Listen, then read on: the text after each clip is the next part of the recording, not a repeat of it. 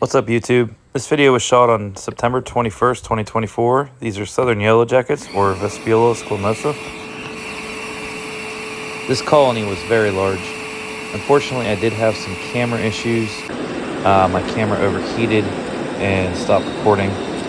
So I still have a lot of footage of these getting sucked up as they're naturally flying in and out, which is, I think, really entertaining to watch. It's very relaxing for some reason. What I'll do is right here, I'll post the next video clip if you want to fast forward and see the next shots that I did get. But if not, just sit back and relax and enjoy the footage. This footage really shows the amount of activity that this nest had. Other than when I initially had walked up to it and had a couple guards come out, this is just the regular in and out of the foragers. So it's pretty insane how many were coming in and out. I estimate that the size of this colony was up over, in the thousands to 2000s. I mean, this was, I believe, probably one of the biggest ground nests that I had removed all summer. All right, I'm just gonna let this play for a little bit. Just like I said, it's kind of relaxing for whatever reason. Towards the end of the video, I'll have some more commentary.